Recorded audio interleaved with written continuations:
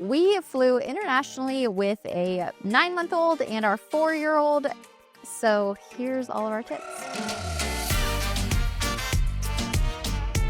This is what worked, what didn't work, and what you should definitely do if you're traveling with a baby. First things first, you will need a passport if you're traveling internationally. I know a lot of people think, do babies need one? Do they not need one? Yes, they need one.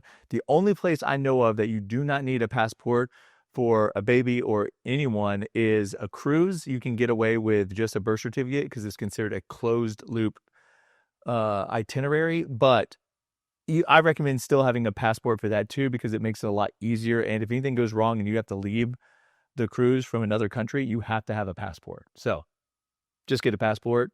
Super easy to do.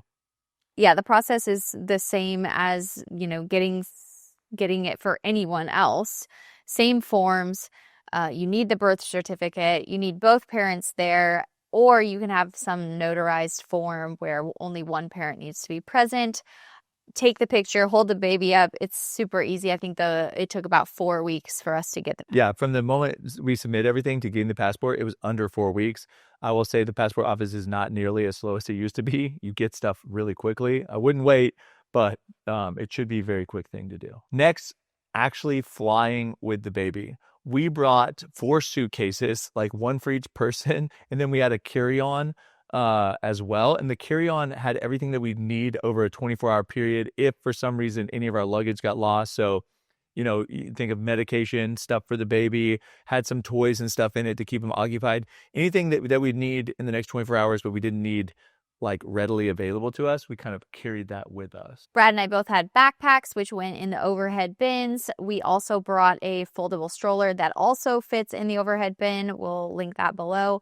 And then we brought the Duna stroller, which converts to a car seat for, vehicles in Costa Rica, that kind of thing, or at the destination. We'd use the stroller that went in the overhead for our 4-year-old daughter. That way we could move her around the airport. She would then, walk onto the plane. We'd fold it up and throw it in the overhead. And then the Duna, we would fold it up at the gate and we would put it in a cover and then we gate check the Duna. So that way we would have it in between the flights and then we just gate checked it. As far as when you get on the airplane, which is probably the most overwhelming part, a 4-year-old, they can watch an iPad, they can watch the movie screens. Like, I didn't really bring much for her, honestly, except for a blanket and, her snacks. For a 9-month-old, which we have a very busy one, things are definitely different, right? They can't walk yet and they're just crawling. So something that I want to encourage you to think about is like their basic needs, like filling their basic needs. So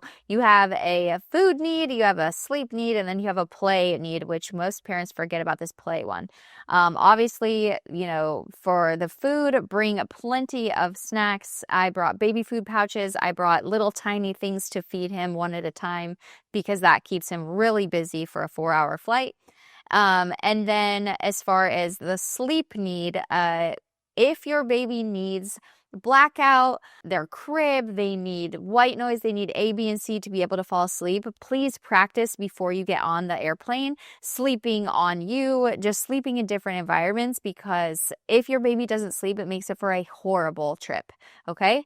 And then if they sleep less than normal, so like normally my baby takes a 2-hour nap and he only slept 30 minutes, like that's fine. Just be okay with it. Just let them lead. Yeah, know they'll be off schedule and you can work on getting them back onto schedule later. But you want a little bit of sleep. Yeah. The last thing is just that play need. Again, most parents forget about it, but I brought 2 toys that he had never seen before. That kept him pretty occupied. And then think about getting all that crawling time, the walking time, all that like floor time before you get on the airplane. So just be prepared to get that somehow and get their energy out. Yeah, I would say when it comes to actually getting on the plane, if you have the ability for one spouse to go on early with all of the stuff that needs to go into the overhead, then I would highly recommend that. So that way the other spouse can stay out in the waiting area and the kids can play and have a little bit more room to do things. They're not confined to their seats. If you don't have that luxury, I would say board as soon as you can. So that way you don't feel rushed to get your stuff in the overhead bin and get them in the seats and then just like let them start playing in the seat area. If you can, on longer flights, try to upgrade to first class. If you have Delta, there's upgrade certificates, things like that. It always pays to have status with an airline and just fly that airline. It can be very beneficial.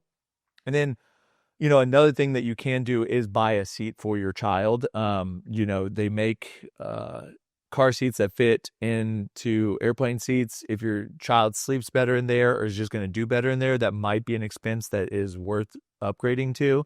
Or if it's going to be a really long flight and you just want the space to overflow into the seat next to you if you're flying by yourself and your baby, that might be an option if you can afford to do something like that. One really strange tip that you're probably not going to hear for a baby is put them in sleeper pajamas that have like fold over hands. So if there's any like moment that you don't want them to touch anything and you don't want like germs on your baby, that kind of thing, just like cover up their hands. So changing their diaper in the airplane, like that was super helpful. And a final thing I would say is if you can, or if you have it, a credit card that gives you lounge access is invaluable. If you are flying frequently, or even if you're going to have a long layover in places, we have the American Express Platinum. There is an Amex lounge in the Atlanta airport, and it's nice. It has phone booth areas, and we went into one of those. It's soundproof, so the kids could watch movies, could play loudly,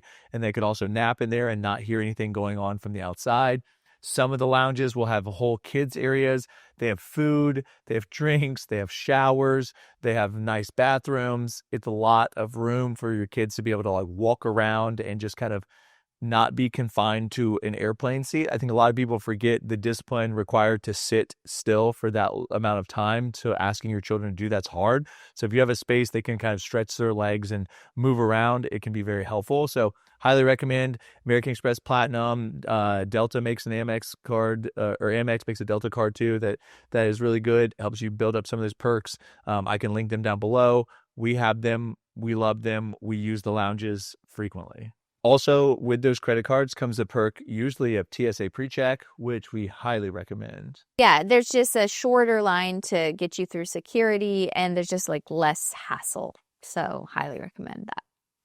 Another tip on the airplane with a baby, a lot of people think about their ears. I've never had any issues aside from one time when Letty was little. She had just recently got over a cold, so I think she was already stuffy, and that affected her ears. Otherwise, I just kept a passy in her. I gave her a sucker, I gave her food or a drink, and the same thing goes for Beckham. I mean, we didn't have any issues because of his pacifier and, eating and drinking. I'm still breastfeeding, so I don't have to really worry about formula, but that kind of thing is fairly simple to take onto a flight. So don't worry there. Yeah, I will say we were going through security with yogurts and things that you would not normally be able to do. And they're like, is this for the baby? And we're like, yes. And they're like, okay. So you really can bring a lot of stuff with you for your baby. And the final thing that you absolutely must have is a lot of patience. Just know this is not going to be the same trip as you flying by yourself or flying with your spouse. It is going to be completely different flying with a toddler or a baby or a newborn or whatever it is. So just pack your patience. Just know that it's going to be more difficult. But at the end of the day, you're going to make it to your destination. As always, thanks for watching. Comment below if you have any other tips to help other people out. You're worth it. You're worth it.